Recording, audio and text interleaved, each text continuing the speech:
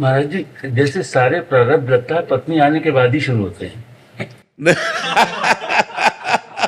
ऐसा इससे नहीं है। पहले अगर अगर ऐसा होता तो अब बाबा जी लोग बच जाते प्रारब्ध से।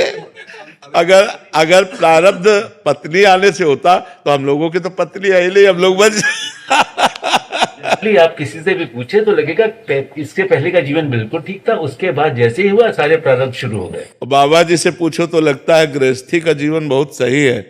कम से कम रसोई में बैठ के गरम गरम रोटी तो मिलती है यार तुम्हें। कम से कम अपने दुख सुख की बात तो आप किसी से कह सकते हो। यहाँ किससे बात करें? परमात्मा के सिवा कौन है? अंदर से जो परमात्मा से रस मिले तब तो बात सही। अगर परमात्मा से रस नहीं मिला तो बड़ा शुष्क और कठोर जीवन होता है। माता पिता भाई बंधु परिवार रिश्ते नाते सबको काट करके और भगवान के मार्ग में चल रहे हैं और भगवदानंद मिला नहीं, काम क्रोध जला रहे हैं, ना काम भोग सकते हो और ना कोई मोह, ना कोई अपना, ना कोई। बड़ा कठिन मार्ग है। निकल गए तो निकल गए, फिसल गए तो फिसल गए। तो यह नहीं अगर पत्नी दुख का कारण होती तो जितने बाबा जी है सब परम सुखी हो जाते। ऐसी प्रारब्ध क्यों इनको लगता? नहीं लगता? हाँ, ऐसा नहीं है। और कभी कभी आप जैसे अनुभव कर रहे हैं तो उसके प्रतिकूल भी अनुभव है कि किसी किसी के जीवन में पत्नी का आना उसके जीवन का मंगल विधान बन जाता है, उसके जीवन को संवार देते। नहीं संवार देते। अपना प्रारब्ध है, पत्नी का थोड़ी है अपना प्रारब्ध। आप अच्छे कर्म करो, जिससे कर्म अच्छे करो।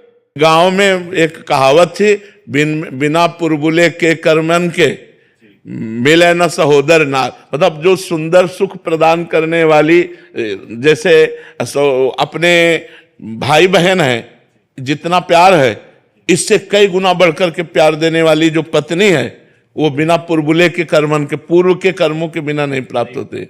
अगर पूर्व का बहुत अच्छा कर्म है तो हमको जैसे सहोदर अपने भाई बहनों से सुख मिलता है, ऐसे वो विश्वास पूर्वक। अब आज तो विश्वास बड़ा डगमगा रहा है, नहीं डगमगा रहा है।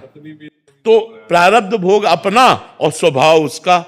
महाराज जी, क्या दोनों तरफों से है, एक तरफा नहीं है? कुछ बहुत सारे प्रश्न ऐसे पड़ते हैं आपके आगे तो प्रस्तुत उतने ही हो पाते हैं समय के अभाव से। पत्नियां ही बहुत दुखी हैं, फिर कभी पति बहुत दुखी हैं। तो महाराज जी दोनों तरफ से कर्मों का प्रारब्ध है, मतलब उसमें कोई ऐसा नहीं कि किसी एक तरफ से ही है। काफी सारी ऐसी हैं, पत्नी सही मार्ग पे चलना चाह रही है, पति शराब पी के घर आ रहा है, क्या कैसे चलेगा वो? तो वैसे ही पत्नियां तो ये बात पत्नी भी कह सकती कि अगर जिंदगी में दुख का कारण है तो पति है। मोहित जी। श्री हरिवंश श्री हरिवंश महाराज जी, पूर्व प्रारब्ध को खुशी खुशी सहन करना या उनके लिए दुखी होना चाहिए? ऐसा बुरा प्रारब्ध आता है कि एक बात ही सुहाई देती, क्या प्राण त्याग दूं इस समस्या से बचने के लिए? ऐसा भी प्रारब्ध आता है। उस समय केवल भगवान भगवान हरि स्मृति सर्व विपद विमोक्षणम। भगवान का स्मरण, भगवान का भजन उस समय साधक को बचाता है जब बुरा प्रारब्ध आता है। अब ऐसे ऐसे प्रारब्ध, जैसे गृहस्थी में अब एक लड़का है, पढ़ लिख करके वो अच्छी डिग्री में पहुंचा और मर गया। अब सारी संपत्ति सब कुछ सब सूना, पूरा परिवार सूना, संसार सूना और भगवान पर भी अश्रद्धा। मतलब ऐसी ऐसी परिस्थितियां संसार में है कि उन परिस्थितियों से निकलने का उपाय केवल भगवान है, दूसरा नहीं। अगर भजन नहीं है तो परिस्थितियां मिटिया मेट कर देंगी। ऐसी भी परिस्थिति आती है। तो इसलिए हमें लगता है सुख और दुख, सुख सह जाए अभिमान ना आवे और दुख सह जाए हम उसमें नष्ट ना हो, ये भजन से बल मिलता है। और ये सबके जीवन में सुख और दुख दोनों आते हैं, इसलिए सबको भजन करना चाहिए। नाम जप भगवान का अवश्य करना चाहिए, भगवान की पूजा आराधना अवश्य करनी चाहिए, जिससे हमारा जीवन मंगलमय कट जाए। देखो, आनंद की बाढ़ आ रही थी अयोध्या में। कल सुबह राम राजा बनेंगे, राम जी जैसे सुंदर सर्वांग प्रभु राजा बनेंगे, चक्रवर्ती सम्राट पद पर बैठेंगे। और समय के बिगड़ गया।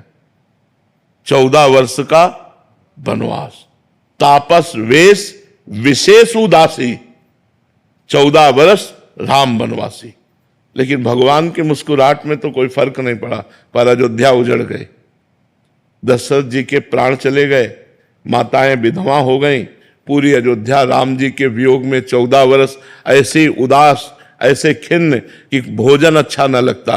राम जी सबके प्राण थे, समस्त अयोध्यावासियों के। तो भगवान ने लीला करके दिखाई है कि जब भगवान के उपस्थिति में ऐसी ऐसी विपत्तियां आ गई तो हम लोग तो भगवान के रचे हुए मनुष्य हैं, हमारे जीवन में बराबर सुख कैसे रह सकता है।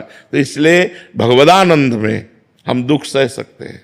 तो भगवान का जब नाम जप करेंगे, अच्छे आचरण करेंगे तो हमारी बात बनेगी, नहीं तो ये संसार बहुत दुखमय है। पता नहीं आपको दिखाई देता है कि नहीं, सबसे बड़ा दुख है कि हम कब मर जाएं, भरोसा नहीं। और मर गए तो लड़का बच्चा परिवार मकान दुकान बैंक बैलेंस सब यहीं पड़ा है। सबसे बड़ा डर वही है। हाँ वही, मतलब कि कब मर जाए कोई भरोसा नहीं।